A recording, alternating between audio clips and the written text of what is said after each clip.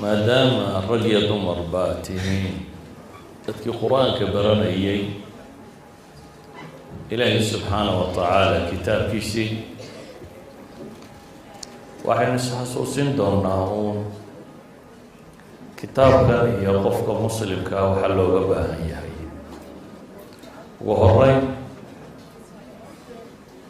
qur-aanku waa ilaahay kalaamkiisii subxaanaه wa tacaala ilaaha kownkan abuuray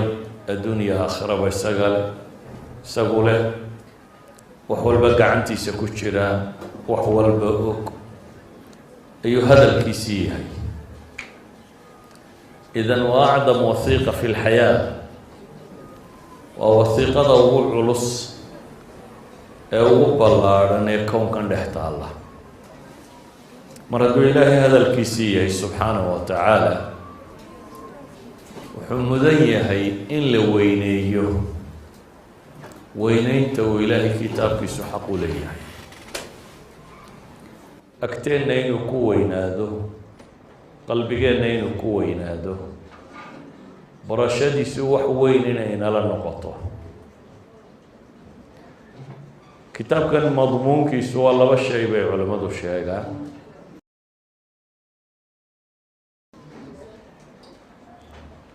ka koowaad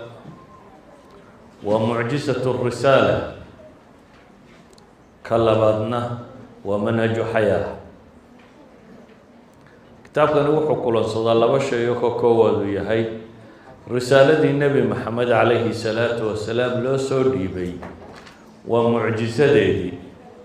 waa wixii loogu talagalay inay dadku ilaahay ku rumeeyaan walow kaana min cindi gayri illaahi lawajaduu fiihi ikhtilaafan kaiira ilahi wuxuu leeyahay falaa yatadabbaruuna alqur'aan walow kaana min cindi gayr illah dadku miyaanay qur-aankan u fiirsanaynin tadabburku fi luga waxay idhahdaan min addubur buu ka yimi dhabarkii dambe macnaheeduna waxa weeyaan qofku muuqaalka soo eegayo qura inaanu arage shayga dhan walba inuu iska taago ilaa iyo gadaashiisa arki karo waxa ka dambeeya idan ilaahay wuxuu leeyahy subxaanaه wa tacaala qur-aanka miyaanay aada u fiirsanaynin oo eegaynin haddii uu yahay oo qur-aanku ka iman lahay ilaahay qaybkii isbaraanbarin badan ayay ku dhex arki lahaayeen baa la leeyahy subxaanaه wa tacaala idan waa burhaanka caqiidadatan haddii la rabo aadanaha in loo sharxo ilaah iyo jiritaankiisa rabbi iyo cibaadadiisa aakhiro iyo bacfi iyo dambeynteeda nebi maxamed calayhi salaatu wasalaam iyo risaaladiisa waxaan inaga qarsoone malaa'ig iyo jin iyo kuwa rumayntooda arkaanuliimaan iyo wixii la xidhiidhaba haddii la rabo in la sharxo uma baahna falsafo kale iyo wax kale waxa burhaan ugu filan aman yabda'u اlkhalqa huma yuciidu waman yarzuqukum min الsamaaءi wاlأrض aإilaahu maca allah qul haatuu burhaanakum in kuntum saadiqiin waxa daliil ugu filan oo caddayn ugu filan waa kitaabkan qur-aanku saynu wada ogsoonahay ummad muslima iyo ummad gaalaaba waa lagula hadlayay gaaladu may rumaysanayn haddaasee loogula hadlayo qur-aan waxaa loogula hadlayaa adilada caqliga ee uu sido adilada maangalka ah idan qur-aanku isagaa xujo u ah diintatan isagaa mucjiso u ah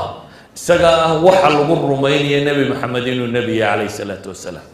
isagaa ah waxa lagu rumaynaya ilaahay inuu keli yahay oo xaq lagu caabudo isagaa ah waxa lagu rumaynaya aakhiro iyo bacfiga iyo janno iyo naar iyo waxa dambeeyo o dhan si awgeed waxaan leenahay qur-aankani waa mucjisatu risaala risaaladii nebi maxamed calayhi salaatu wasalaam loo soo dhiibay waa mucjisadeedii waa wixii loogu talagalay in dadku raaco walidalika baa ilaahay wuxuu leeyahy wajaahidhum bihi jihaadan kabiira qur-aankan kula jihaatan baa ilaahay leeyahy dadka shubha kasta iyo wax kastoo ay keenaan qur-aankan ku jihaatan baa ilaahay yidhi subxaanahu wa tacaala. ka labaad waxaan leenahay waa manhaju xayaa. madmuunkiisu ka koowaad hadduu yahay inuu caddayn u yahay risaalada, ka labaadna waxa weeyaan bay leenahay muxtawaha u sidaa waa inuu yahay manhaju xayaa, nolol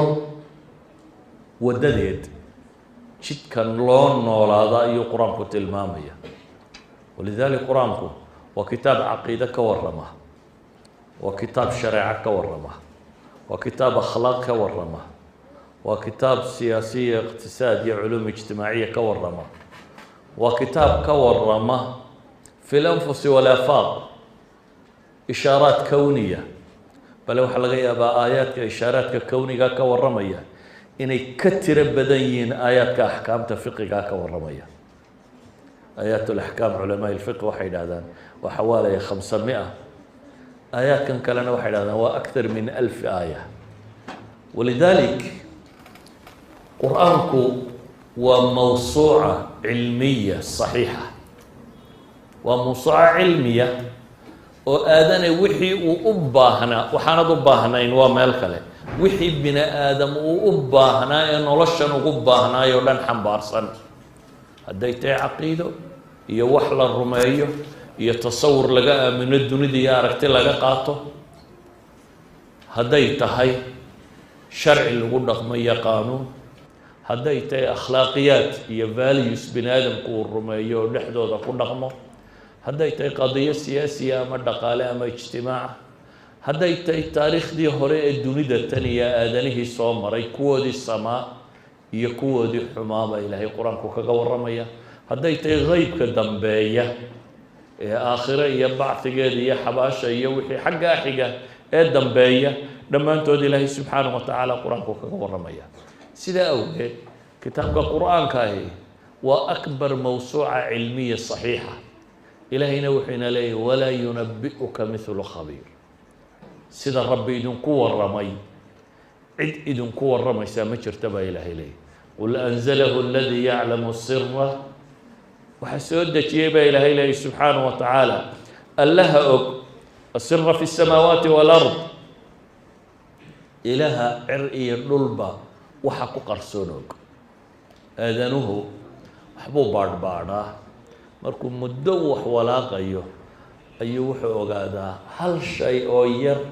oo wixii alla abuuray say u shaqaynayaan. markaasaa la yidhahdaa waa khabiir hebelo inventionka caynkaasiya ayuu ogaaday. ilaahayna wuxuyna leeyahay allaha cir iyo dhul iyo waxaan kownka jiraba og ayaa kitaabka qur-aan idiin soo dejiyey. idan muxtawaaga ku jira qur-aanku waa inuu yahay yahdi lilatii hiya aqwa. ina hada alqur'aana yahdi lilatii hiya aqwa. waa ku kugu hanuuninaya dhabaha quman, shayga toosnaanta badan ee qumanaanta badan ee fiican ee nolosha adduunna aad ku liibaanayso, nolosha aakhirana aad ku liibaanayso. walidaalika baa ilaahay qur-aanka wuxuu ku tilmaamayaa inuu yahay shifaaءun lima fi الsuduuri walanfus. aadanaha waxa xanuun ku dhaca, caqli ha kaga dhaco, naf ha kaga dhaco, jir ha kaga dhaco, waxa xanuun ku dhaca inuu shifaa u yihi. yaa ayuha الnaasu qad jaaءatkum mawcidaة min rabbikum wa shifaaء lima fi الsuduur. yaa ayuha الnaas baa ilahay yihi war dadow, dadow baa ilaahay leeyahy, dadoo dhan isku dar. waxaa xagga rabbi idinka yimi qad jaaءatkum mawcidaة min rabbikum wa shifaaء lima fi الsuduur. waxa laabta dega ee xanuuna, ee shakiya, ee warwara, ee hamiya, ee hamiya, ee nolosha uu qofku satisfied ku noqon waayaa, waxaa lagaga bogsadaa baa ilaahay leeyahy subxaanahu wa tacaala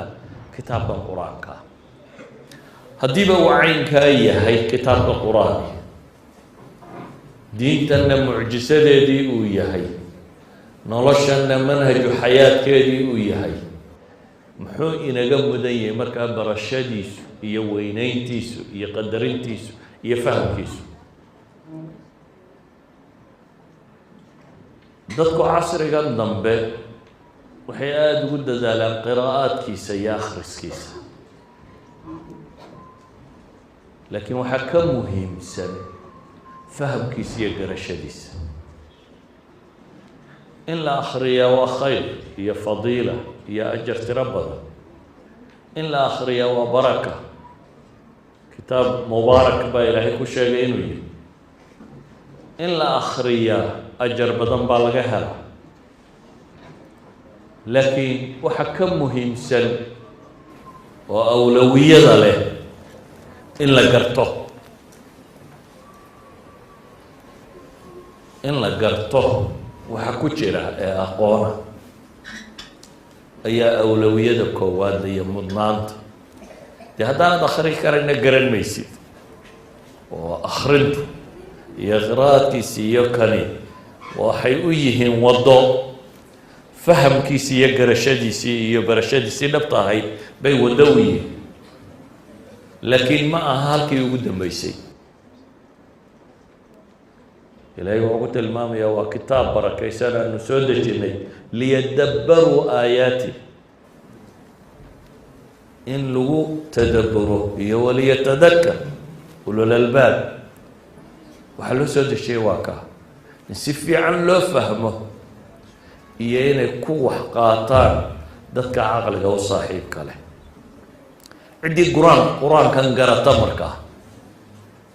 ee ku dhaqantee fahamta ee ku camal farsha, iyadoo ilaahay qur-aan ku tilmaamayo fahamkiisa iyo barashadiisu iyo garashadiisuna inay fududay. walaqad yasarna alqur'aana lidikr fahal min mudakir. ilaahay wuxuu leeyay waan fudaydiyey. waxaa loo fudaydiyey in lagu waantoobo, in wax lagu qaato, ee ma jiraabaa ilaahay leeyay mid ku waantoobaya. haddaynu garanno markaa oo fahamno ku dhaqanno, wuxuu inoo noqonayaa sharaf iyo magac iyo maamuus adduunya aakhiraba. ay saxaabadii nebi maxamed calayhi salaatu wasalaam intaanay qur-aanka garanin aadanaha dunida ku noole kuwa u liitay ka mid ahaayeen. jaziira alcarabiya waxay idhaahdaan kow dhul fawda-a bay ahayd oo aan nidaam kala dambeyna lahayn. dhul bay ahayd dhaqaalo daran oo inteeda nimcada ah ama bugoobiyada leh ama beeraha leh Persian iyo Romanisku ay haystaan, iyagana looga tegay inta saxaare ee lama dege aan baad iyo ceel toora lahayn ayay deganaayeen. dad fawdawiyiina bay ahaayeen, dad dil u nool bay ahaayeen, dad ceelka ninku ku ilaashado seeftiisa bay ahayd, ninba ninkuu ku xoog badan yahayna uu cuno. dad bay ahaayeen baktiga cuna. dad bay ahaayeen maxay dhagaxa caabuda iyo dhooba ay samaysteen.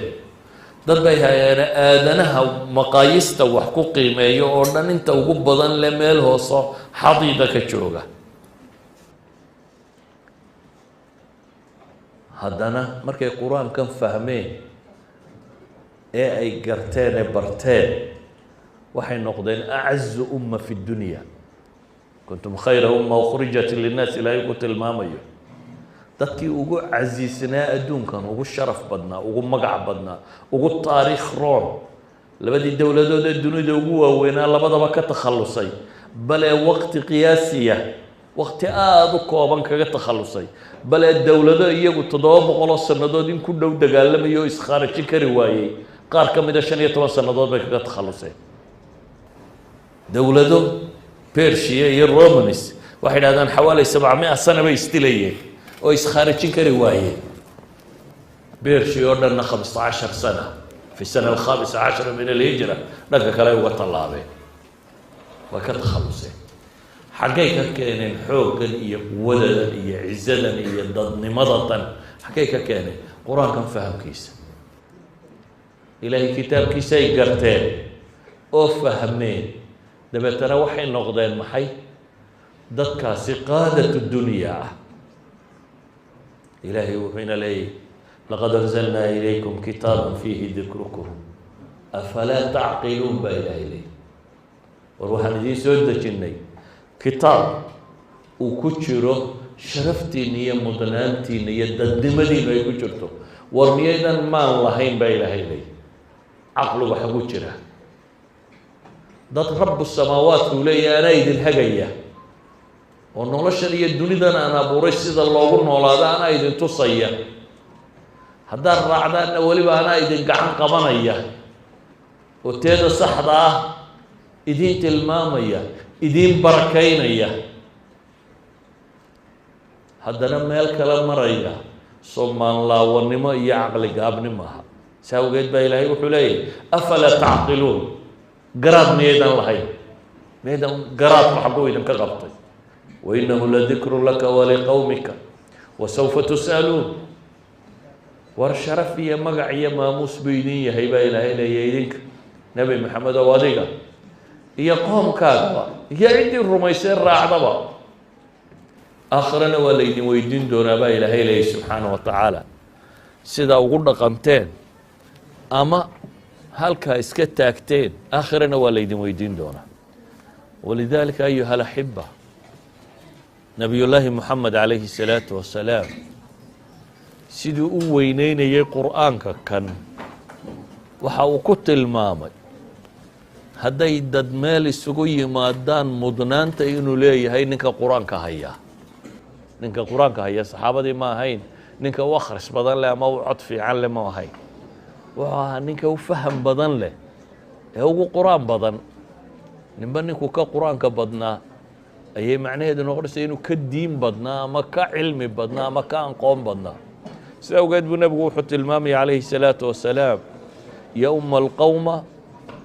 aqra'uhum likitaab illah xadiidkii muslim duul hadday meel isugu yimaadaan ha tukiya buu nebigu yihi ninka qur-aanka ugu akhris fiican ugu wanaagsan ninka qur-aanka ugu wanaagsan nimanka ugu fahamka badan lana uu ahaa adduunka daaya xabaashuu nebigu yidhi saasaa loo kala horeynaya oo ghaswatu uxud markii saxaabo badan la laayay dhaawacyo badani uu soo gaadhay saxaabada ay awoodi waayeen inay xabaal u wada qodaan wuxuu yidhi xabaalaha laba iyo saddex u geliye laba iyo saddex markii luxudka loogu jeexjeexay ayuu wuxuu nebigu yidhi waxaa horaysiisaan aqra'uhum likitaab illah kii u qur-aan badan xadiidkii abi daawuud kii u qur-aan badan horgeliya buu nebigu yidhi calayhi salaatu wasalaam xabaasha idan haddii la yidhi noloshana hoggaankeeda waxa qabanaya oo ay ugu horeyso salaad dee salaada muslimiintii hore ninka ummadda hogaamiyaa salaadana hogaamin jiray ninka presidentka waa dadka khaliifka u ah ayaa salaadana hogaamin jiray nebigii markuu noolaana isagaa rasuulna u ahaa nebina u ahaa imaamna u ahaa calayhi salaatu wasalaam salaadana hogaaminayay khulafadii ka dambeysay markay khaliif ahaayeen iyagaa salaadana hogaaminayay si awgeed baa in badan oo iyaga ka mid a qaar badan oo ka mida salaad lagu dilay iyagoo ama tukanaya ama kusii socda cumar isagoo ku jiraa la dilay cali isagoo kusoo socdaa la dilay idan waxay ahaayeen a'immat lumma ayaa fi salaana a'ima ahaa mansiladana waxay ku helayeen inay noqdaan maxay aqra'uhum likitaab illah aakhire iyo xabaasha markay u kacaanna wuxuu ahaa aqra'uhum likitaab illah kitaabkaasi markaa in carabkiisa la sugo waa waddada koowaad uu u baahan yahay qofku sida uu akhrinayo inuu si carabkiisa uu sugan yahay u akhriyo waa dariiqa koowaad halkuu ka bilaabmo alif waxmalaadu ku xiga waxa ku xigee labaad waa inuu fahmo ilaahay baa kula hadlaya wuxuu kuu sheegayo waidaa quri'a alqur'aanu fastamicuu lah baa la yidhi dhegaysta oo wansito aamusa maxaa loo yidhi aamusa oo dhegaysta dhegtiyo afku ma wada shaqeeyaan bay yidhaahdaan hadday baxaanna way wada baxaan qofku hadduu dhega beelo uu la caro beelaa uu af beelaana ma hadlo qofku hadduu hadlayana wax ma dhegaysto qofka la rabo inuu si fiican wax u dhegaystaa waa inu isagoo aamusnaadaa wax maqlaa markaas laakiin hadal iyo dhegaysi iskuma wadi kartid waa adagtay dad gaar loo tarangareeyey ayaa samayn kara kuwan tarjama fawriya iyo waxaa sameeya waa dad la tarangareeyo la tababaray bal inuu waxna maqli karo ninkaa hadlaya wuxuu ku hadlayana maqli karo directorna uu u tarjumi karo laakiin bini aadamku markuu caadigayay dhegta iyo carabku ma wada shaqeeyaan idan aamusa baa la yidhi oo ilaahay kitaabkiisa dhegaysta si ay u fahamtaan haddii la fahmana waxa ka dambeeya waa maxay waa in lagu dhaqmo waa in ilaahay taladiisa iyo tusmadiisa la qaato waa in jidka ilaahay noo jeexay aynu garanno waa inaynu garanno acdam shay dhulkan kor yaalla inaad hayso innaga dad badani waxay u haystaan qur-aanka hadhow markaad barato maxaad qaban ma malcaamad baad adna furan doontaa intaasu ka fekeraa war qur-aanka haddaad barato aadanaha ninkii u aqoon badnaa baatay haddaad dab u barato aadana ninkii u aqoon badnaa baatay haddaad si akhriskiisa u barato dee kollayba inaad meel fog gaadhi ma suurtagal day akhri suuntay dareeri suuntay laakiin hadday tahay inaad fahamto oo dhuuxdo ilaahay warkiisa aada garatid iyo waxa uu kuu sheegayo noloshan cidi kuma dhaanto markaa cidina kaama horeyso aakhirana cidi kaama horeyso kumana dhaanto aakhirana nin walba jannada intuu qur-aan akhriyi karo axaadiista waa idinkii wada maqli jiray ku tilmaamaya in la yidhaahdo akhri oo kor u soco aniga kelmadeydu waxay markaas ku kooban tahay qur-aankani waa labadaa shay waa diinta daliilkeedii iyo mucjisadeedii iyo nolosha manhajkeedii oo ah mawsuuca cilmiya inuu yahay fi kulli labwaab aada u baahan tahay inaad lagu hago hanuun inuu ku yahay inaynu markaa garanno oo markaynu garannona nolosheenoo dhan aynu ku dhaqno min waaga berigiisa ilaa gabalka dhaciisa min maantaad garaad yeelata ilaa maantaad godgelayso inta ka dhex leh inuu kuu noqdo nibraasulxayaa tooshka aad wax ku iibsanaysa wax walba aada isweydiisay ilaahay kitaabkiisa muxuu ka yidhi wax kasta su-aal kastoo aada qabto qur-aanka jawaabtiisa waad ka helaysaa inaad adigu garan weydo mooyaane inaad adigu garan weydo sida loo baadho ama loo fahmo ama wax looga dhiraandhiriyo waa suurtagal laakiin waxaa xaqiiqa in jawaabtiisu su-aal kasta oo noloshu ay u baahantahy waxaanay noloshu u baahnayna iska tarafka ahay waa masalo kale wax kasta oo noloshu u baahan tahay jawaabtiisu way ku jirtaa laakiin waxaa loo baahan yahay ciddii dhirin kari lahayd ciddii kala soo bixi kari lahayd ciddii fahmi kari lahayd ilaahay warkiisa isagoo ilaahay inoogu tilmaamay inuu fudud yahayna ninka raba inuu ku waantooba inuu fudud yahay inuu ku waantoobo nabiguna calayhi salaatu wasalaam warkooban wuxuu inugu yihi qur-aanku ama xuju kugu noqon ama xuju kuu noqon xuju kugu noqonoo dee haddaad u dhabar jeediso xuju kugu noqon xuju kuu noqonoo dee haddaad fahamto jidkiisaad raaciyo aada ku dhaqanto oo aakhiro ilaahay wuu igu dhaqmo wuu raacayo wixii qur-aanku farayay ayuu yeelay buu odhan doonaa waana kuu markhaati furi doonaa waana kuu shafeeco qaadi doonaa siduu nebigu calayhi salaatu wasalaam sheegayay marka kelmaddeed waxay ku koobantahay dee idinku waxaad tihiin dadkii u xidhxidhay inay ilaahay kitaabkiisa bartaan dadkii u xidhxidhay ee nolosha ku talagalay inay ka wajahaan halkaa ah ilaahay kitaabkiisa inay bartaan waa halkii ugu macaanayd waa halkii uu nebi maxamed ka hayay calayhi salaatu wasalaam waa halkuu abubakar iyo cumar iyo cuhmaan iyo rijaalkii iyagoo dunida joogay janno loogu bishaareeyey ka hayeen waa halkay ka hayeen dadkii dunida tan taariikhdeeda bedelay jid laga gaabiyo markaa maaha iyo jid laga seexdo ee waxay u baahantihiin habeen iyo maalin bayna usoo jeedaan waktigiina inta ugu badan le inaad gelisaan hadday tahay sida laabta ugu qaban lahaydee waayo xifdigiisu hadduu fududaado istidlaalkiisaa fududaanaya inaad qur-aanka o dhan suura ka haysataaba fududaanaysa suuradda o dhan inaad garato mujmalulmacna waxay ka hadlayso o dhan aada si kooban u garataaba fududaanaysa xifdiga kani wuxuu sahlayaa fahamkii iyo tasawurkii guud ee laga qaadanaya qur-aanka dee qolyahan dambena waxaabay sheegaan dadku maskaxdu ma kala weyna bay yidhahdaan maskaxdu xawaaley waxay yidhahdaan 1 kiilo ilaa 200-300 oo garaam ayaa culayskeedu yahay waxay yidhahdaan iyagu nimankay buunbuunin jireen Einstein bay qaleen markaasay yidhahdeen ninkani jiiniskiisu qaybo caadi buu ahaye balaaneegna hadda madaxiisa wixii ku jiray intuu leekaa isagaaba garaamo ka yaraa bay yidhahdeen dadka caadiga markaa muu ahay maskax buuran say u kala madax weynahay uma kala caqli badnin laakiin waxay yidhaahdaan connectionisku siday u kala badan yihiin buu dakaaga dadka iyo fahamkiisu u kala bataa yani waxaa laga yaabaa 1 trilyan ama 100 trilyan intaasoo trilyan oo unugiyo inay madaxaaga ku jiraan laakiin connectioniska ka dhexeeya intuu leegyahay waxay yidhahdaan dadka qur-aanka xifdiya iyagu qur-aanba may baadhin markii hore waxay baadheen taxi driverska London black cab hal yaroo la yidhahdo London dhowr sannadood ay habraha London degan wadooyinkay degan yihiin oo dhan magacyadooda ay qaybaan 2 sano 3 sano ay qaadatay inta magacyada la qaybayo streetska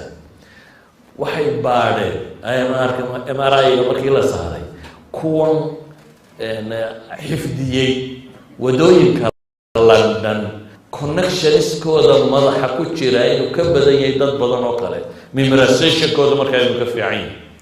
te qofka ilaahay kitaabkiisa xifdiyey maxaad u malaynaysaa qofka ilaahay kitaabkiisa xifdiyey idan xifdigu maskaxdana weydiin ballaarin garaadkana weydiin korin qur-aanka barashadiisu ah si dhaba u barataana dee wuxuu idinka dhigi doonaa xidigaha dunida laakiin waa haddaynan caajisin ama shaydaan idin war kafaaya waxoogaa war baratay ee magaalada iska galaan ku odhan ama iminka waxaad gaadhay waktigii sayniska la baran lahaa ama meel kale loo ordi lahay qur-aanka xifdida iyo meel kale u carar haddaan shaydaan ku odhan waxaad u baahan tahay inaad qur-aankaasi xooggan u barato waxa kalena waad baran kartaa wax derbi ku goobayay ma jiro laakiin macnaheedu maaha intaad qur-aan ka tagtay inaad wax kale u cararto adoo kalna sitoo barashadiisa wada ayaad waxaad kale rabtana ku lamaanayn kartaa markaasaad noqon kartaa aadanihii dunidana hogaamin lahaa aakhirana meel fiican ka soo bixi lahaa sala allahu calaa muxamadi wacala alihi wasaxbihi wasalam walxamdu lilahi rabbi alcaalamiin